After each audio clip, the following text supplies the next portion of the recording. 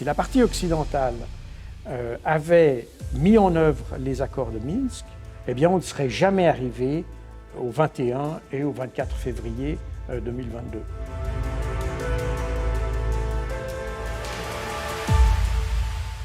Bonjour Jacques Beau. Bonjour. Vous êtes ancien membre du renseignement stratégique suisse. En tant que spécialiste des pays de l'Est, vous avez travaillé pour les Nations Unies et pour l'OTAN. Vous avez été engagé dans les négociations avec les plus hauts responsables militaires et du renseignement russe juste après la chute de l'URSS. Au sein de l'OTAN, vous avez participé à des programmes en Ukraine et notamment après Maïdan. Et vous êtes l'auteur de Poutine, maître du jeu aux éditions Max Milo.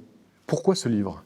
Eh bien, dès la fin de la 2021, lorsque la crise entre la Russie et l'Ukraine a commencé à se dessiner, j'ai perçu dans le discours occidental une perception qui était plus de nature à envenimer le conflit qu'à le résoudre. Et que par ailleurs, les experts qui se relayaient sur les plateaux de télévision n'étaient pas vraiment des experts en soi, c'est-à-dire ce sont des gens qui ont entendu parler certainement de la Russie, qui ont certainement lu beaucoup sur la Russie, sur l'Ukraine, sur Maïdan, etc. Mais le narratif qu'ils nous proposaient avait énormément de trous et n'avait pas tous les éléments qui permettent de juger le développement ou l'évolution du conflit, et surtout ne permettait pas, et c'est ce qu'on observe maintenant d'ailleurs, en avril 2022, cette perception ne permet pratiquement pas d'avoir une solution politique. Or, la perception, chacun peut avoir la sienne, et elle n'est pas obligatoirement favorable à l'un ou à l'autre, à l'une ou à l'autre des parties. En revanche, elle doit s'appuyer sur des faits et des choses qui sont réelles, qui sont factuelles, qui sont observées. Or, dans le narratif occidental, on s'est concentré sur une sorte de représentation noir-blanc du conflit, alors qu'on sait que n'importe quel conflit se trouve dans les nuances de gris. Et en ayant une vision noir et blanc du conflit, on est arrivé à une sorte d'hystérisation des réactions face à la Russie. Ce qui d'ailleurs me conduit à poser la question à la fin du livre, de savoir en quoi ce conflit est plus blâmable, plus sanctionnable, entre guillemets, qu'un autre conflit. Comment se fait-il que ce conflit ait déclenché autant de réactions, de sanctions contre l'auteur de l'offensive qu'on a vue en février 2022, alors que d'autres pays occidentaux ont fait des offensives considérablement plus meurtrières, avec des stratégies considérablement plus meurtrières, accompagnées de crimes contre l'humanité qui sont avérés, et pourtant qu'on n'a jamais ni sanctionné, ni condamné. Donc il y a quelque chose qui a rendu une perception, qui a rendu notre manière de voir ce conflit d'une telle manière qu'il devient pratiquement impossible aujourd'hui d'avoir une solution politique au conflit. Cette solution politique, elle était déjà l'année passée. Quand je dis l'année passée, c'est-à-dire en 2021, je devrais dire en 2015, cette solution était déjà sur la table, puisque c'était les accords de Minsk.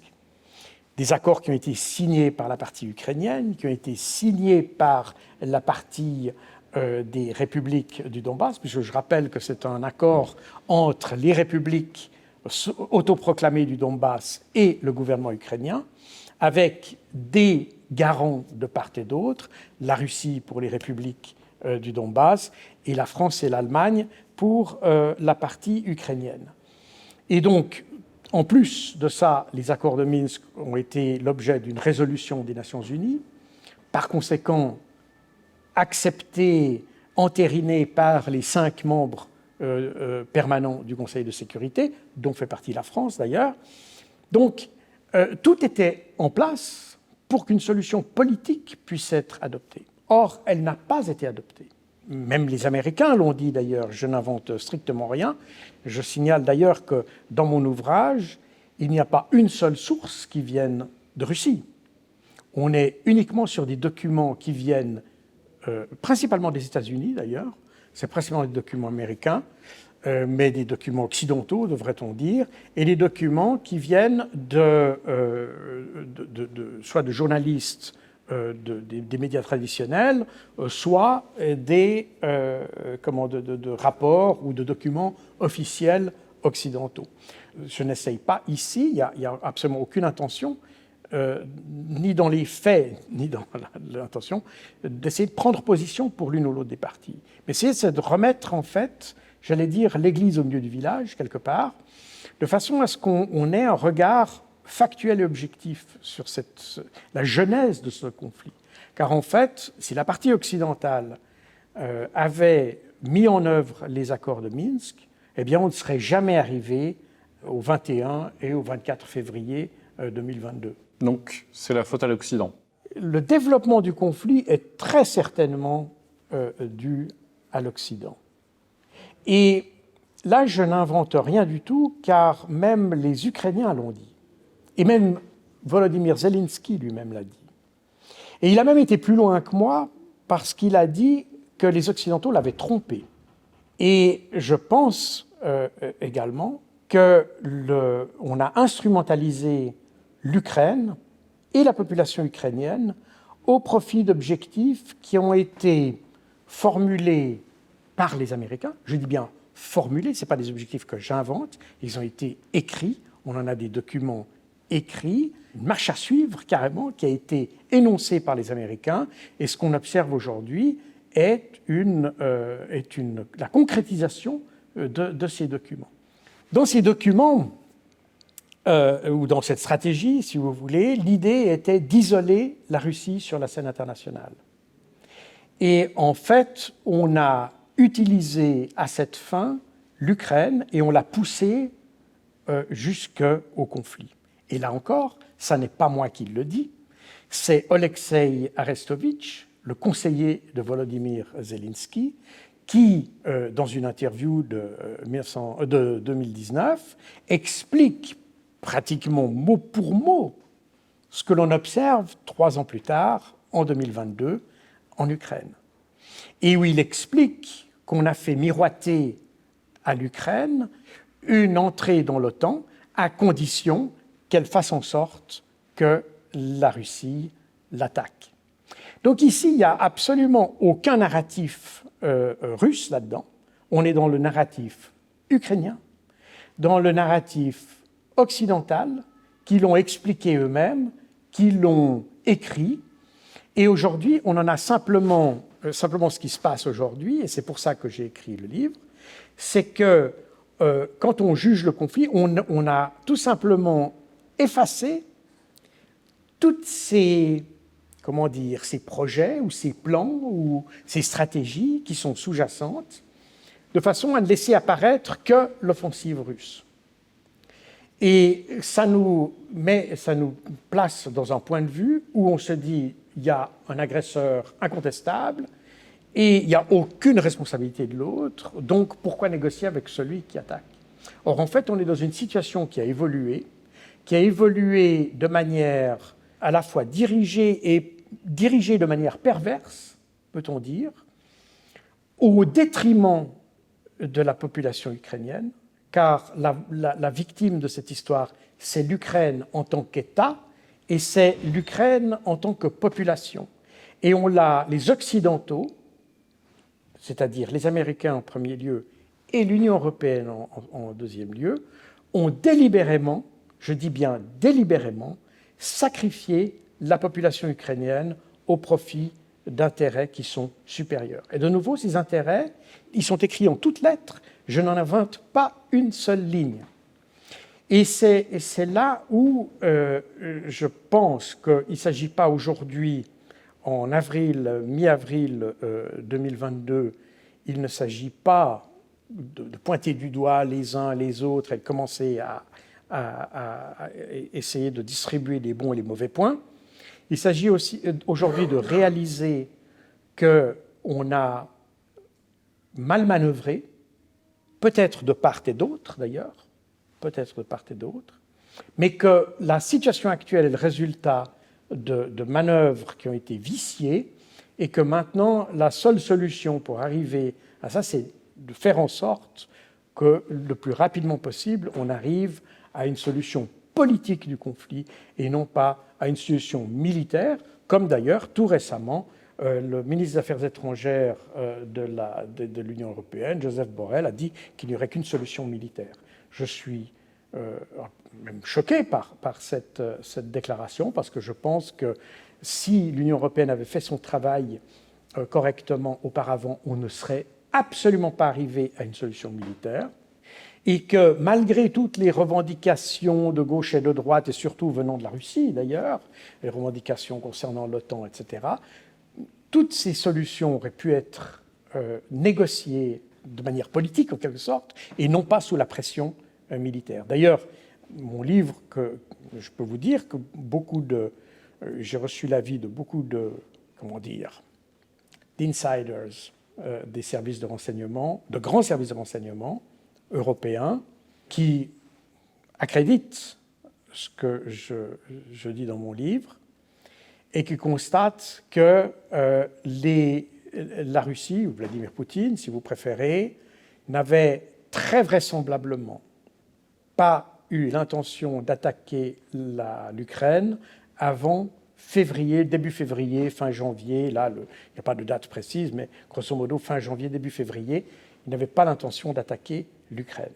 Donc ça veut dire qu'on a créé des conditions pour que sa décision soit prise.